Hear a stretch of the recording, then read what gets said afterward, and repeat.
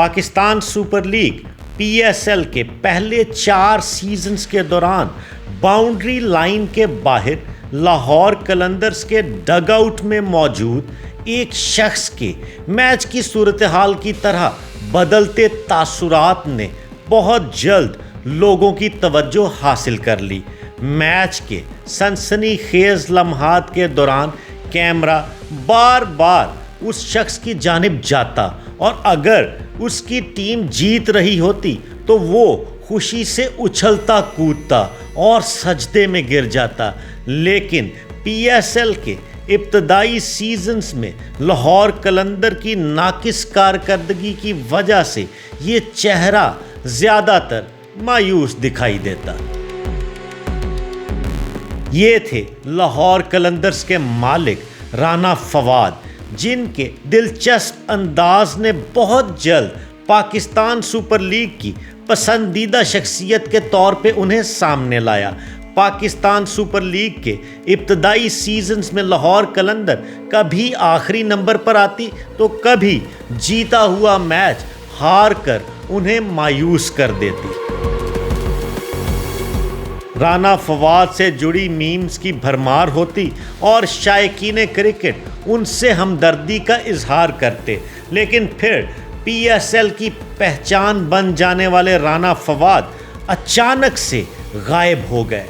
شائقین نے یہ مانا کہ شاید لاہور قلندرز کی پے در پے شکستوں کی وجہ سے وہ مایوس ہو کر اب گراؤنڈ کا رخ نہیں کرتے۔ 2020 میں کووڈ کے دوران یہ اطلاعات بھی آئیں کہ وہ شدید بیمار ہیں۔ پھر PSL میں لاہور قلندرز جیت کی ڈگر پر گامزن ہوئی تو بھی رانا فواد گراؤنڈ میں نظر نہیں آئے، لیکن کچھ دن پہلے ایک فیصلے نے کرکٹ فینس کو چونکا کر رکھ دیا، جس میں ایک عدالتی حکم پر قائم کی جانے والی 1 ثالثی عدالت نے لاہور قلندرز کے CEO عاطف رانا کو حکم دیا کہ وہ 45 روز کے اندر فواد رانا کو لاہور قلندرز کے ملکیتی حقوق واپس کریں یا انہیں 2 ارب 30 کروڑ روپے ادا کریں۔ رانا فواد، جن کا مکمل نام فواد نعیم رانا ہے، ایک پاکستانی بزنس مین اور کرکٹ کے شوقین ہیں جو پاکستان سپر لیگ کی ٹیم لاہور قلندرز کے مالک اور بانی ہیں۔ فواد رانا لاہور پنجاب کے ایک میڈیوکر گھرانے میں پیدا ہوئے۔ انہوں نے اپنی ابتدائی تعلیم لاہور سے حاصل کی اور بعد میں university of engineering and technology Lahore سے پیٹرولیم اور گیس انجینئرنگ میں ڈگری حاصل کی۔ فواد رانا پیٹرولیم انجینئر ہیں، لیکن تھیٹر اور TV سے ان کا پرانا تعلق رہا ہے۔ وہ پاکستان ٹیلی ویژن کے پروڈیوسر یاور حیات کے ہونہار شاگرد بھی مشہور ہیں۔ اجوکا تھیٹر سے بھی ان کا گہرا تعلق رہا ہے۔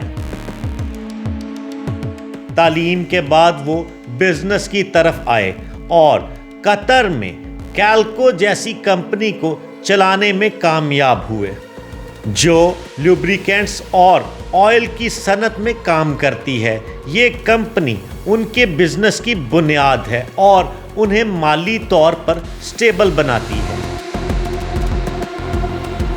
رانا فواد کو کرکٹ کی دنیا میں ایک پرجوش اور توانائی سے بھرپور شخصیت کے طور پر جانا جاتا ہے، جو ٹیم کے میچز کے دوران اپنے جذبات کا اظہار کرتے نظر آتے ہیں۔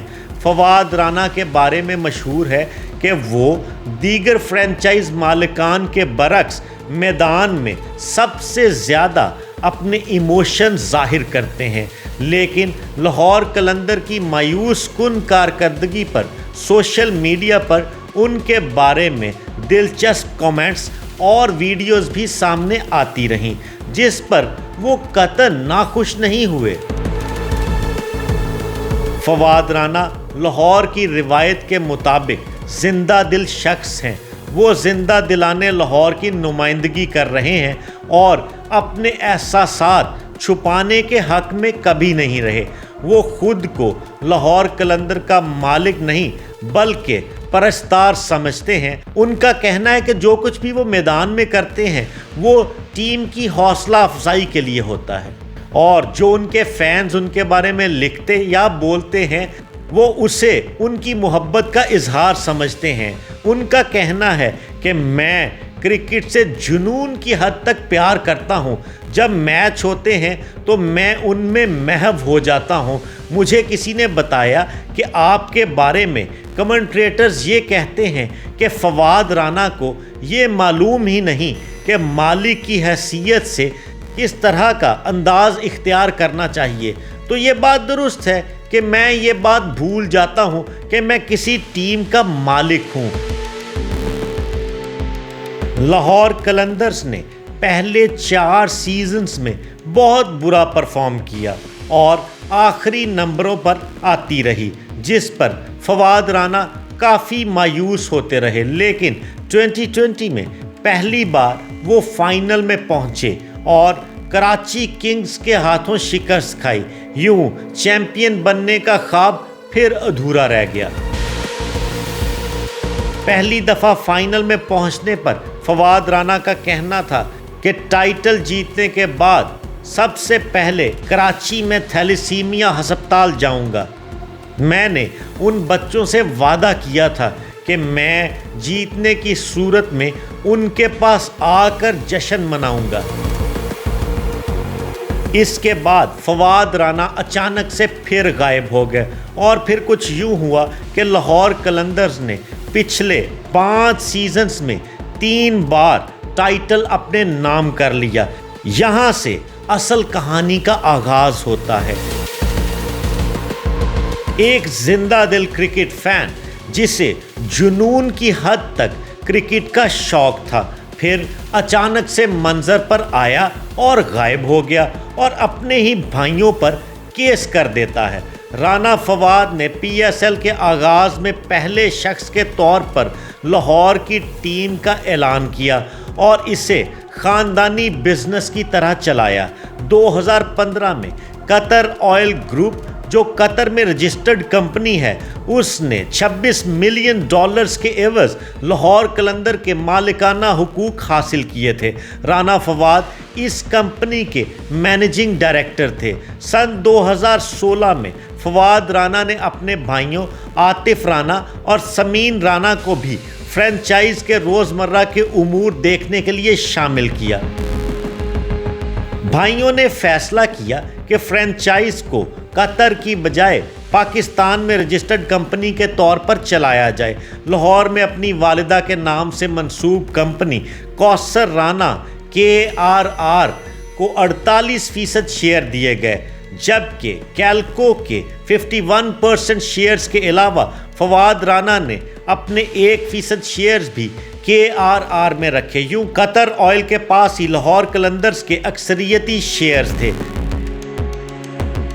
عدالتی ڈاکیومنٹس کے مطابق اس کہانی میں موڑ اس وقت آیا جب 2018 میں کیلکو کے 4% شیئرز KRR کو منتقل کیے گئے۔ فواد رانا کی جگہ عاطف رانا لاہور قلندرز کے اکثریتی شیئرز کے مالک بن گئے۔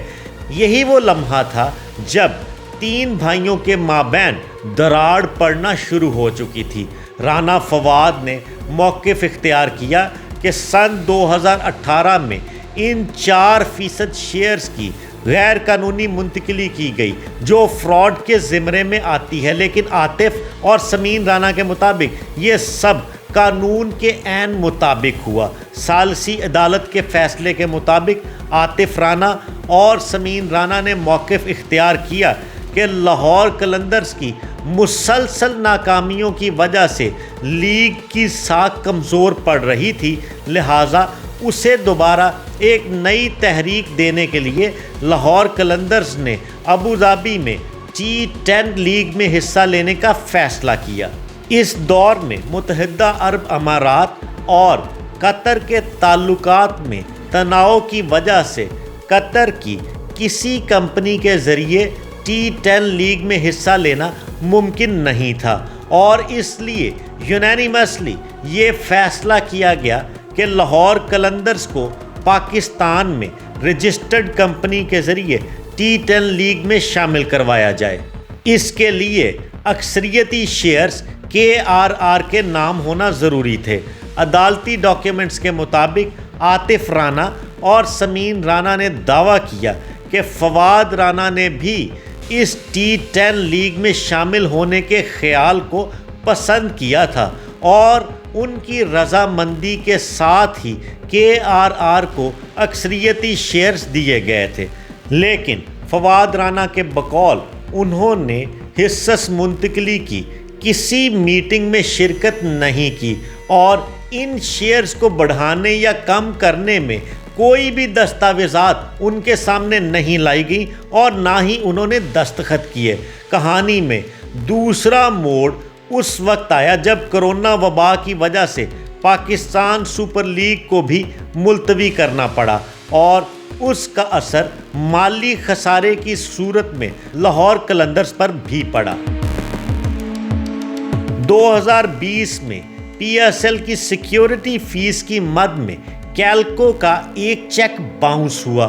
پاکستان کرکٹ بورڈ نے 7 روز کے اندر $25,10,000 جمع کروانے کی مہلت دی، بصورت دیگر قانونی کارروائی کی وارننگ بھی دی۔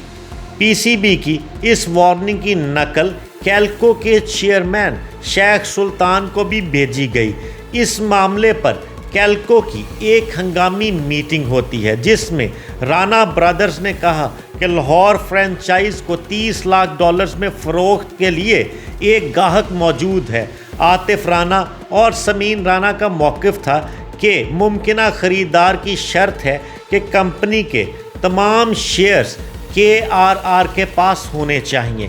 کیلکو کے چیئرمین شیخ سلطان نے بھی اتفاق کیا کہ فرنچائز کی فروخت کے ذریعے اصل سرمایہ کاری کے تحفظ کے بعد اس لیگ کو فروخت کر دیا جائے۔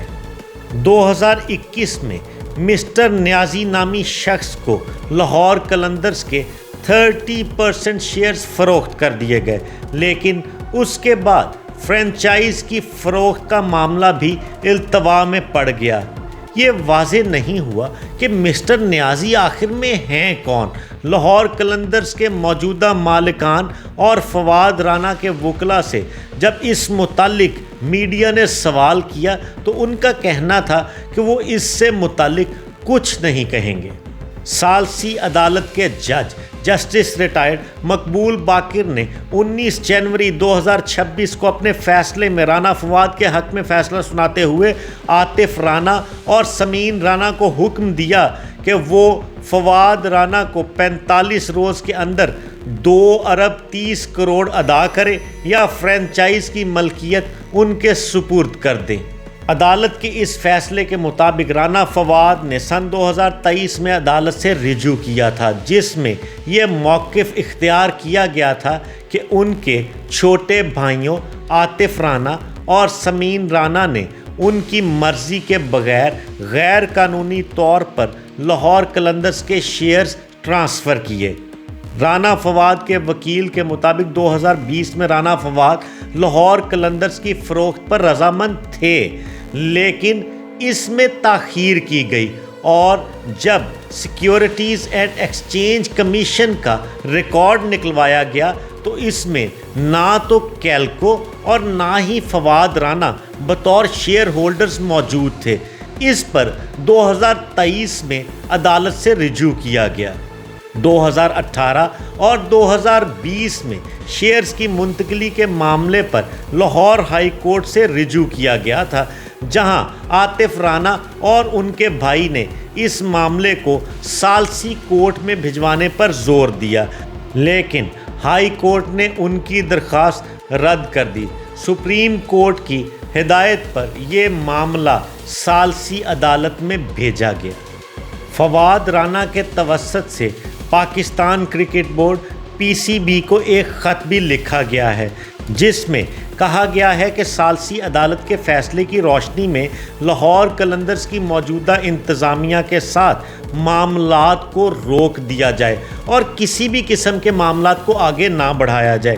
اس معاملے پر لاہور قلندرز کے چیف آپریٹنگ آفیسر اور ٹیم ڈائریکٹر سمین رانا نے کہا کہ یہ قانونی معاملہ ہے اور کمپنی کے 8 برسوں کے آڈٹ ریکارڈز میں سب کچھ واضح ہے۔ انہوں نے یہ بھی کہا کہ یہ خاندان کے مابین ایک معاملہ ہے، فواد ہمارے بڑے بھائی ہیں، اس لیے اس پر زیادہ تبصرہ مناسب نہیں۔ فواد رانا لاہور قلندرز کے ٹیلنٹ ہنٹ پروگرام کو ایک بڑی کامیابی سے ہمیشہ تعبیر کرتے ہیں۔ 2016 میں لاہور قلندر آخری نمبر پر آئی تو فواد رانا نے پورے پنجاب میں ٹیلنٹ ہنٹ پروگرام شروع کیا، جس میں 1,13,000 نوجوان کرکٹرز آئے۔ ان میں سے 128 کرکٹرز کا انتخاب کیا گیا، جن کے قذافی اسٹیڈیم لاہور میں میچز کروائے گئے، اور ان میں سے 16 کرکٹرز کو منتخب کر کے آسٹریلیا بھیجا گیا، اور اب 4 کرکٹرز لاہور قلندرز کا حصہ ہیں۔ یہ فواد رانا کی ایک بڑی کامیابی تھی۔ TNS دا نوید شو میں کہانیوں کا سلسلہ جاری رہے گا۔ ہم آپ کے لیے ایسے دلچسپ موضوعات پر مکمل تفصیلات اور ریسرچ کے ساتھ کہانیاں پیش کرتے رہیں گے۔ آپ کے لیے اس ایشو پر فالو اپ بھی لے کے آئیں گے۔ آپ ہمارے ساتھ جڑے رہیے گا۔